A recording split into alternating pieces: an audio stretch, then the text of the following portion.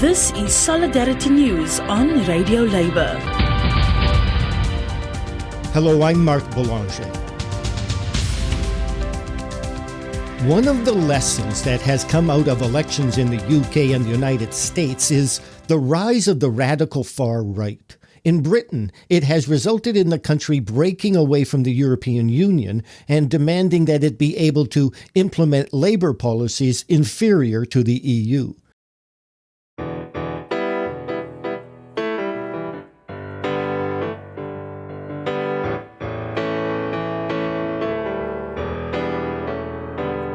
You better listen, my brother, 'cause if you do, you can hear there are voices still calling from across the years.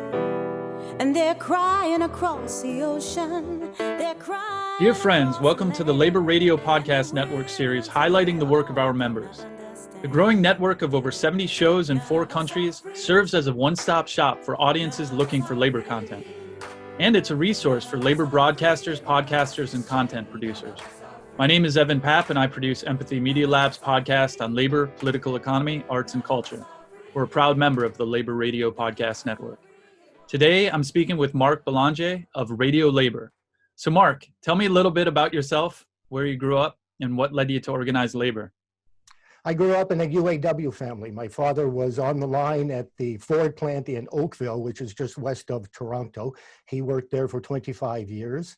I grew up with the UAW newspaper coming into the house. We knew we were a union family. Every once in a while, there would be a strike, and my father and I would talk about the issues. And after that, it became natural that I would move into the labor movement. I graduated in communications from a journalism school and went straight into the labor movement.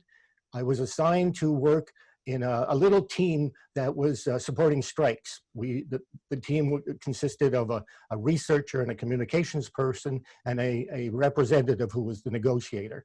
And we would be sent to strikes around the country. In those days, I'm talking about the 1970s, it was the height of strikes in Canada. I'm not sure what it was in the United States, but I suspect probably the same. When the strikes ended, about 1981, I moved in to become the head of the computer department for the union. I did that for 15 years and then moved to Italy, where I became head of the United Nations Labor Education Program. So I've been busy in the labor movement. That's interesting that you said as the strikes kind of settled down, and obviously the big sea change in 1980s is you have Thatcher and Reagan coming in, and in a lot of ways with the help of, unfortunately some of the Democrats in the United States with Reagan, and I think maybe I'm not as familiar with the labor history in the UK, they broke the back of a lot of organized labor, and there's been a major decline since then. Could you talk a little bit about what you were seeing during those strikes in the 70s? Because a lot of people have no familiarity with that history. I worked for the Canadian Union of Public Employees, which is the AFSCME of Canada.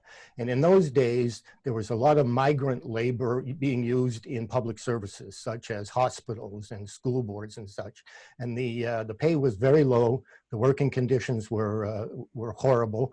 But CUPE, the union that I worked for, took it on, and we started to bargain seriously. Ended up with many strikes across the country, but I'm proud to say that the people I worked with built up unions in the country to the point where public service jobs and wages became much better. What happened was in about 1981 or so, the Federal Bank in the United States decided that it would fight employment by taking the country away from full employment. So that's when Reagan came in and started attacking the unions. And now we've seen the result of the economic inequality that has caused. In Canada, we're a social democratic country. So we were not hit as hard, but the strikes stopped, which is why I then moved into the computer department. And also, I'm really interested in the international component of the work you did before we talk about RadioLabour and the International Labor Organization for the United Nations in Turin, Italy. What was that like? That's an education center, I believe? The United Nations consists of many specialized agencies like UNESCO and the educational ones and all the rest of it. Its labor wing, you can think of it as the Labor Department of the United Nations, is the International Labor Organization. It's quite old. It was it was put together in 1919, just after the First World War, because after that devastation, people understood that if you did not involve workers at a high level in the discussions of how economic activity happened in a country, you would end up with no solutions to the problems that were being faced by the country, not just the working people. And it's been going. In 68, I think, or 67, the ILO won the Nobel Peace Prize because it was understood that if you don't treat workers correctly and allow them to participate equally in society, you get violence. And that's what's happening in the United States right now. And it's the International Labor Organization that fights for social justice around the world. It's very unique in terms of its organization, because the ILO is operated as a tripartite organization. Tripartite means the equal partners of government, business, and labor unions run the organization. It is the only global organization where trade unions are at the top of the management of running the operation. So yes, I ended up at the labor education program, which is in Turin, Italy. It is the largest union education, labor education school in the world. We put people through month-long courses. The focus was on unions in developing countries. So I taught there for 10 years. Towards the end of it, I became head of the program and then moved on to RadioLabour. Well, this leads me to my next question, because I didn't grow up with history and labor, and I wish I did. And I'm learning much later in life about the importance of the labor struggles coming before. But for those who may not be interested or aware of labor news, why do you think unions and organized labor are important and should be covered?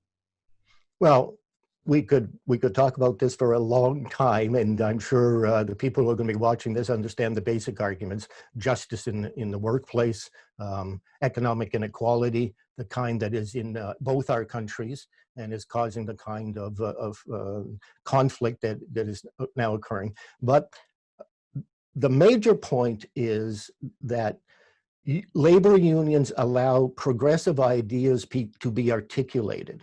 It means that workers, and even union staffers don't necessarily know all of the arguments about all of the issues. They know they're part of a labor movement, so they would support an issue because the labor movement, their friends, their brothers and sisters, and people of other orientations around them say that this is an issue that is important and acceptable to be used in the labor movement. But they don't know how to articulate it. They don't know how to say it.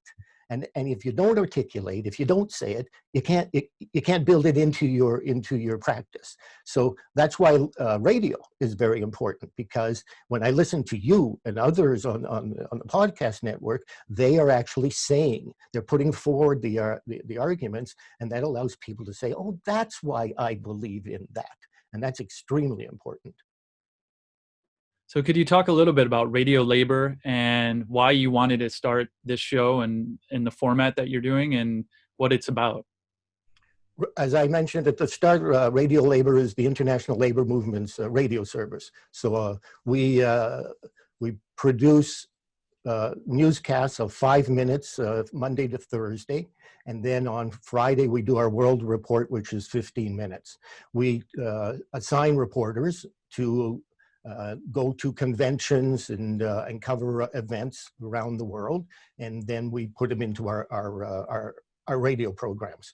So that, for instance, the last time the global body, which represents national union centers such as the AFL-CIO at the global level, had its world conference, I would go and I would report on the daily activities. There is amongst ourselves here, podcasters, we need to talk about the business plan of what RadioLabour is. If you go on Twitter, you will find that we only have 4,000 members, 4,000 people who are following us. We never started the operation to build a huge number of listeners like in traditional radio, where you would go to listen to a radio program. We started off as an activist podcast radio service, so that when there was an issue in the labor movement, we would be asked to produce a radio program, and that's what we do. If you go on our site, which is at radiolabor.net, you will see that the daily programs are on the left side of the screen.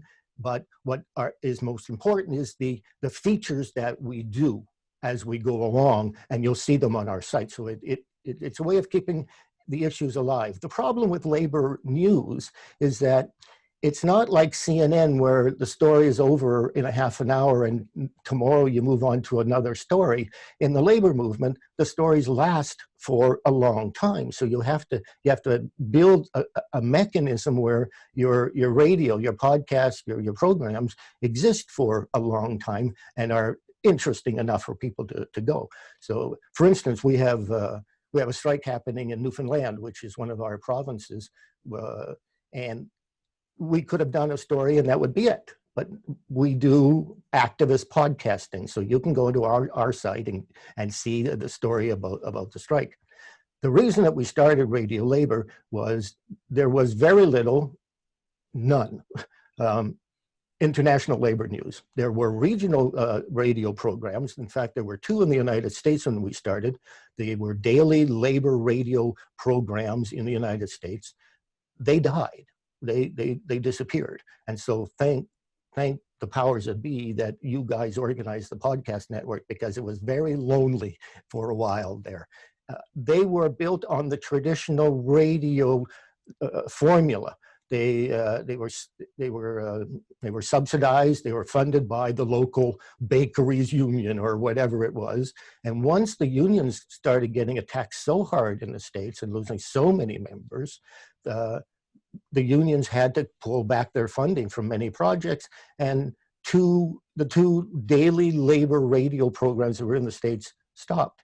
I remember coming into work on the Monday and ready to file my stories to them, because we fed stories to both of them, and they had messages up saying that they had shut down. It was a lonely time.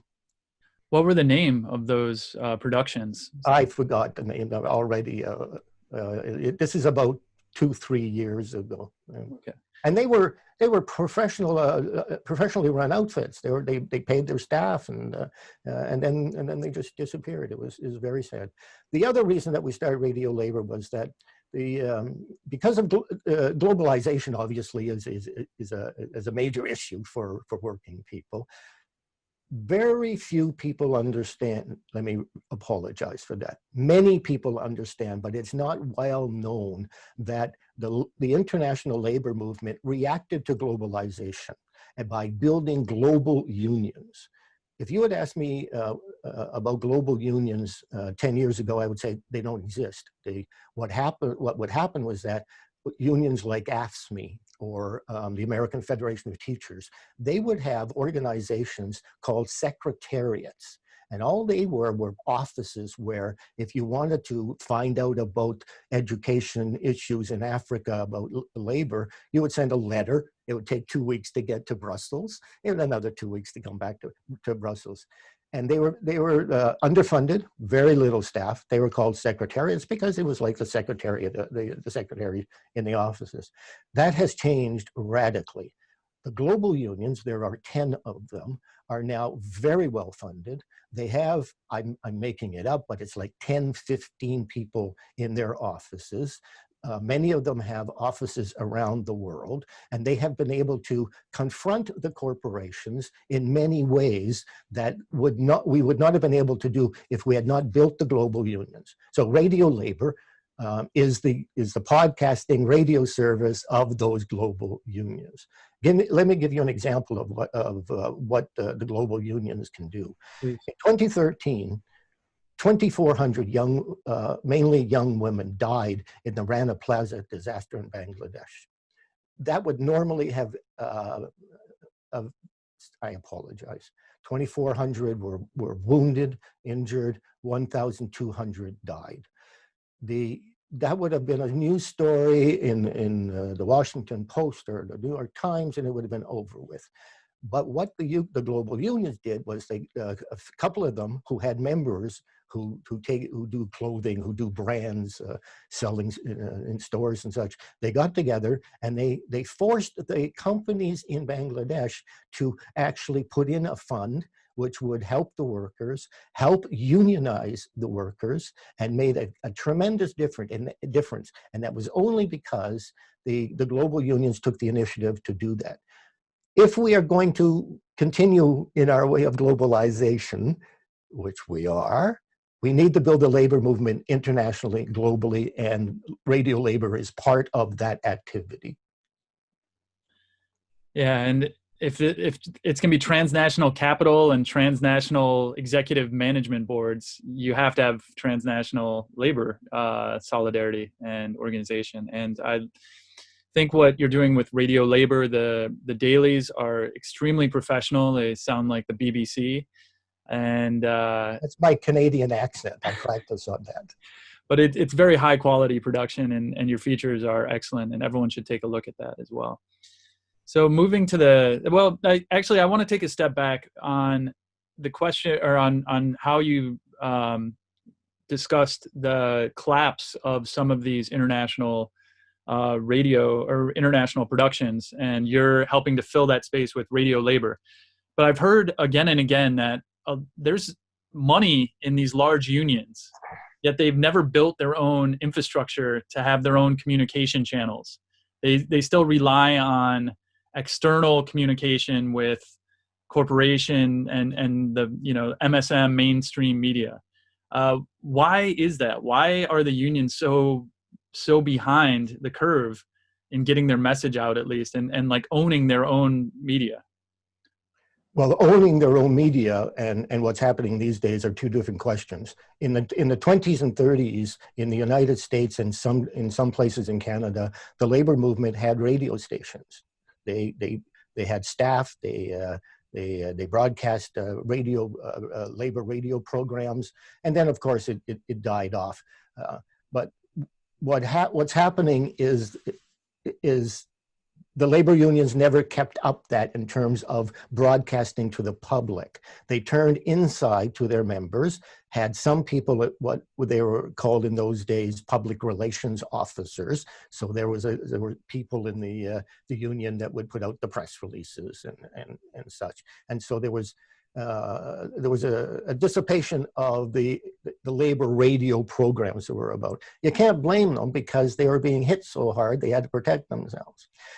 This is one of the reasons why Radio Labor has a different approach to things, and maybe it might help some struggling podcasts in the United States. Is our business plan is built on supporting campaigns of labor unions. So if I were in Washington, for instance, and I knew that there was a labor issue, a campaign happening, I would offer free of charge to produce a podcast for them that would be tied to that particular campaign. That's what we do. If you go onto our site, you will see many issue-oriented programs. That's allowed us to then send out a fundraising letter once a year saying, listen, this is what we do. We help the bakers. We help the communication workers during the AT&T strike or whatever it is. The idea that we can exist as labor radio by just doing the traditional 1920s labor radio programs and hope that people will come to us is not going to work. You will not be able to build the audience. You may get a large audience, but you're not going to get the funding because advertisers are not going to come to labor radio. So our formula is to be quite activist campaigners and develop. I think of them, when I started off, I was a communications person. I would write commercials for my union and others. I think of the programs that we produce, the 5-minute ones especially, as commercials for the labor movement, the issues that it's addressing at the time. That we cannot exist with the traditional labor radio formula. It's a great segue into my next question about the Labor Radio Podcast Network. So as a member of the network, how did you hear about it? And what was the process of joining? And why do you think this network is important? I heard about it because somebody sent me an email saying, would you like to come and join our network? And I almost, fell out of my chair saying, yes. And because it's such an important initiative, especially what's happening in the United States right now. The range of progressive voices is building in the United States, but I fear that labor is not powerful enough to get its issues out as well. So I would hope, and this is a dream, but this is we're trade unionists. That's what we do, is we dream. I'm hoping that the National Labor Podcast Network will turn out to produce a national labor radio show, a national labor podcast and radio program, because all of the factors are there. Now, it needs money, it needs time to build, to see what its traditions could be, how it react, but that would be a wonderful thing to have happen. The second point is to support podcasters. I'm sure everybody listening to this, as they sit in their rooms doing it or sit in studios, understand that it can be a lonely process. I mean, you get up on a Tuesday and you've got to produce your show. There's nobody around, but I get messages from the network every day so that I know that that I have somebody that I can talk to, that I can find support for it, and most importantly, that I'm not a freak. I am part of a community. I'm not an individual sitting talking into a microphone, because I have brothers and sisters and people of other orientations to talk to about the issues that are important for us. And we've talked about the loss of the over-the-air radio. That is such a shame, but you guys, the network, are proving that we have a new way of approaching the technology and getting out to our members, and it's being very successful. I have to say, at the beginning, I thought, oh yeah, another initiative, because I get these occasionally. We have a new project, can you help us, and everything else, and I say yes, thinking, in 2 weeks I won't have to do this, but you guys have held in, and I can sense from the people involved that you're going to hold on. So be strong. This is important stuff. Well, I just get so much motivation and inspiration from seeing all the work that everyone's doing in the network, and there is a tremendous solidarity in the network, and seeing the work that you're doing. And I also think that the network shouldn't be limited to national. It should be international, as you were saying, and we should continue to expand it. So if there are people thinking about starting a podcast, even if they're in Africa or India or somewhere else, we welcome more and more content, and love the work that you're doing with Radio Labor as well. Well, Dan, thank you for that. And as an organizer, you'll understand that I use every opportunity to throw in ideas. There is there's an International Radio Day. It's put on by the United Nations. And I did a couple of years ago a program of bringing together labor people who were hosts of programs or podcasters on International Labor Day. We did the program before the day so that we could send it out in time. And we got 4 or 5 from the United States, some from Australia, a couple from Europe. But now it's building. There are more people learning the technology. The technology is getting cheaper. It's getting much better. I thank you again for your compliment of me sounding like I'm a BBC announcer, but that's because of the technology. I can play with this stuff and make myself sound like a BBC announcer. So I think it's extremely important that the network take on a global project like that. So I will probably be talking to you about how can we organize an international global radio day. Love it. Love it. And in closing, looking into the future of organized labor, where do you see opportunity and hope? That is an extremely difficult question for me. As labor organizers, we are used to constant struggle, and we keep up the fight. But we're working with issues that are hurtful. You know, you talk every day about the lack of equality in society. Trade unionists being killed in Colombia, or I asked my daughter one day, "So, did you listen to the program last week?" She says to me, "I never listen to your programs, Dad." I said, "You never listen to my programs?" She said, "You guys always lose."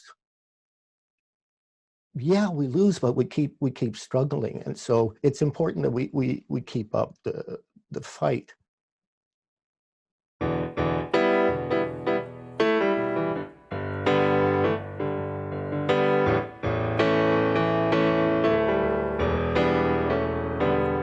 You better listen, my brother, 'cause if you do, you can hear there are voices still calling from across the years. And they're crying across the ocean, they're crying across the land, and they will until we all come to understand. None of us are free, none of us are free, none of us are free, and one of us is chained. None of us are free, none of us are free, none of us are free, none of us are free, and one of us is chained. None of us are free. There are people in darkness, they just can't see the light. If we don't say it's wrong, then that says it's right. We got to feel for each other, let our brothers know we're here. Got to get the message, send it out all loud and clear. None of us are free, none of us are free, none of us are free. If one of us is chained, none of us are free.